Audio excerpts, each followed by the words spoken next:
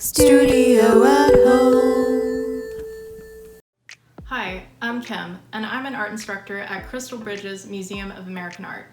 Today, we will be making paper pulp sculptures. Paper pulp is very easy to make, and it's a great way to reuse any paper you or anybody at your home isn't using. For inspiration today, we will be looking at Matthew Ronay's work in the Crystal Bridges Permanent Collection. Let's take a look at the artist. We are looking at a sculpture by Matthew Ronay called Sprout Capsule Implantation. Matthew Ronay's colorful shapes bend and fold in familiar ways. The artist's work often resembles organisms. An organism is a form of life that occurs in nature, such as plants, animals, and cells in a body. The shapes start out from the artist's doodles, which he then uses to create sculptures made of wood and other materials. The artist often uses bold colors in his sculptures because he is colorblind. What do you see when you look at this sculpture? Does it look similar to something you've seen in nature? In his work, Matthew Ronay talks about discovering fantastical organisms in our own backyards and around our homes. What are some things you've seen in your backyard or near your home? Are there creatures or organisms you are fascinated with? What do they look like? Keep these thoughts in mind for when we make our sculptures. You can pause this video or scroll back to any step if you need to. Today you will need a large bowl, 2 small bowls, recycled paper such as newspaper, old homework, any paper scraps you don't need anymore.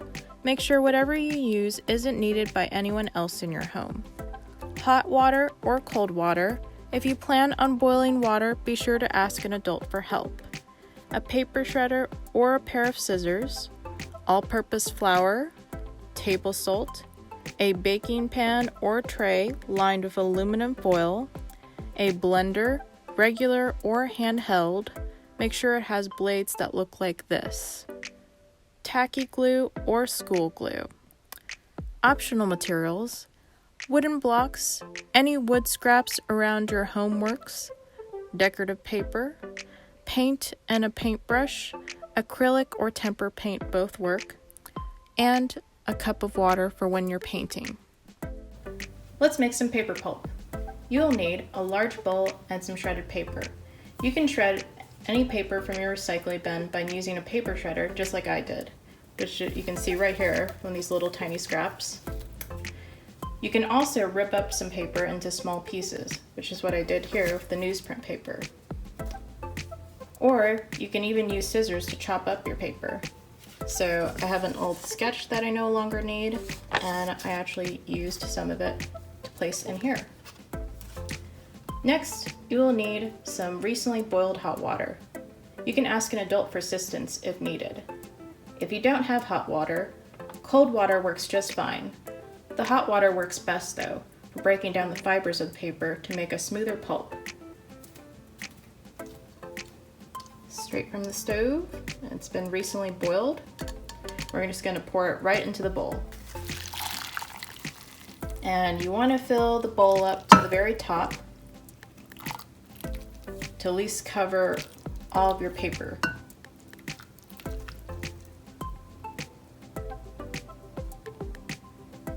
All you have to do is let your bowl sit overnight. Okay, so it has been overnight. Your paper in the bowl should be nice and soft. And there should be quite a bit of water left in the bowl. Let's leave the water in there for now because it's going to help turn our paper into pulp. So today I'm going to use a hand blender. And it's got a long handle and it's got 2 settings along with that handle. And on the bottom of it you can see there's small blades, kind of similar to what you would see in a regular blender. You can use a regular blender for this step if you need to, and please ask an adult for assistance if you need it. So now we are going to blend our paper. If you are using a hand blender, go slowly. Do little bit by bit. If you are using a regular machine blender, don't overfill the blender cup. Otherwise, the pulp will spill out of the machine. You should now have a lovely squishy mulch. As you can see, there's quite a bit of water in the pulp right now. We're going to squeeze the excess water out of the pulp into a smaller bowl. I'm actually going to use 2 bowls. So one bowl will be for the excess water, and the other bowl will be where the pulp without the water will go.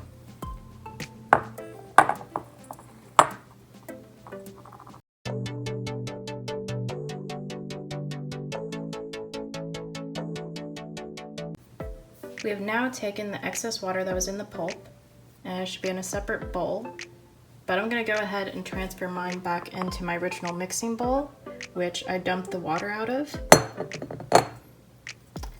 And this is so we have enough room to make our glue paste, which is the next stage.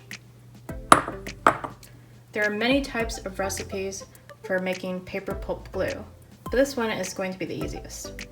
We're going to use all-purpose flour.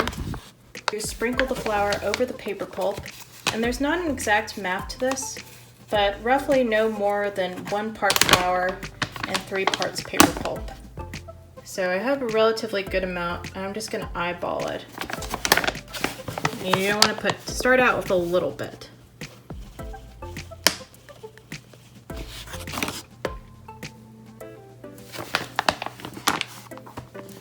And we're just going to mix it in with our hands. You're going to add a little bit of salt. This will preserve any leftover pulp you don't use so it doesn't get moldy.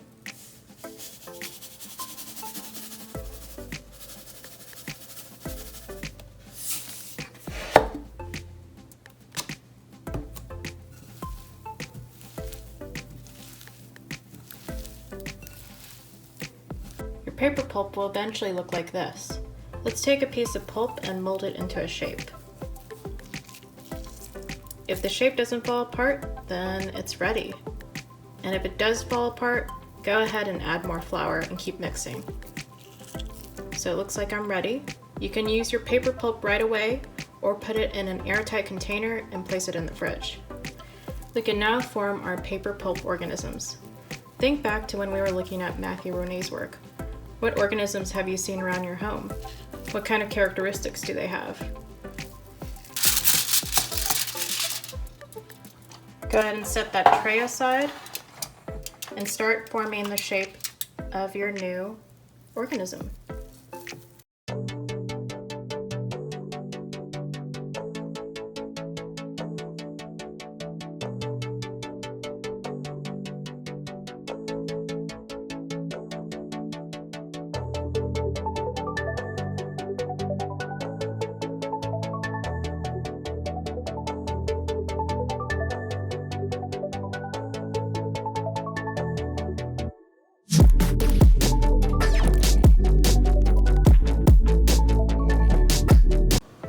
I'm going to show you another way to form your paper pulp organism. So I have a piece of wood, and this will be our structure that we will build on. And you can use any piece of wood that you have laying around the house. This is an old wooden block that I found that I don't play with anymore. So we're going to go ahead and place it onto the foil covering your tray. And we're going to go ahead and start building on top of it.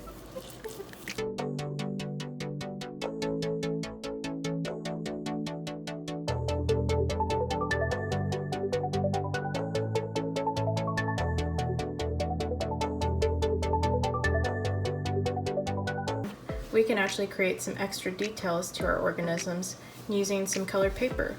I have some marble paper today, and this is from Miss Danny's video. I'm using whipped cream or shaving cream with food coloring.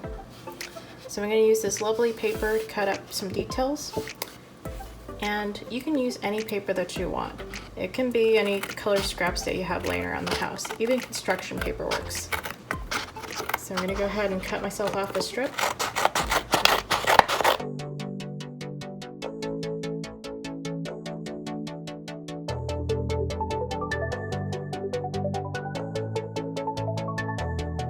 So I now have finished shaping my paper pulp organisms. This is what they look like. We're going to leave them to dry for a few days, but I want to show you guys an overall view of what they look like at this stage. That's what they look like all around. Okay, so if you're not patient and you don't want to wait a week for your paper pulp organism to dry, ask an adult for assistance, and you can actually stick your sculptures onto a baking tray or pan lined with aluminum. Stick it in the oven at 200 degrees Fahrenheit for about an hour and check on it. Make sure it is completely dry. Depending on the size of your sculpture, it could take longer in the oven. But when it's completely dry, let it cool off in the oven. But afterwards you can pick it up and it should look something like this. So I'm gonna go ahead and grab my paint palette from earlier, which I have pre-selected the colors. And I'm just using good old acrylic paint. Like I said in the beginning, you can use a tempera paint if you want to. So now I'm going to paint my sculptures.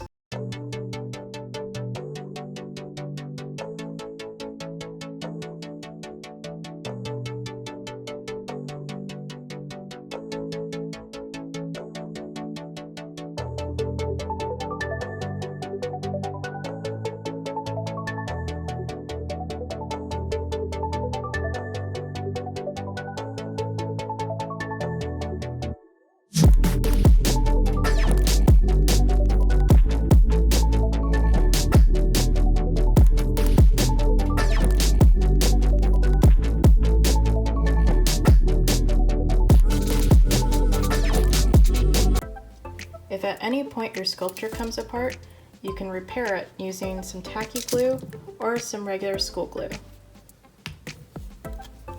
So I've painted my first sculpture and this is how it turned out. So now I'm going to paint my second paper pulp organism.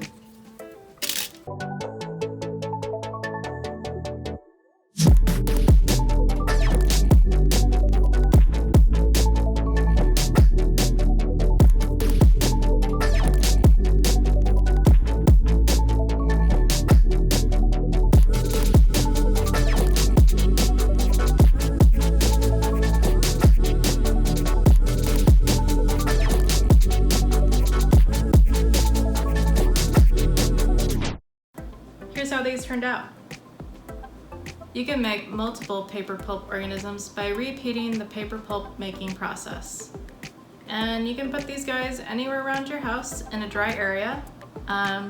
Just don't leave them outside because any moisture or liquid will actually melt these sculptures. Well, thanks y'all. See you next time.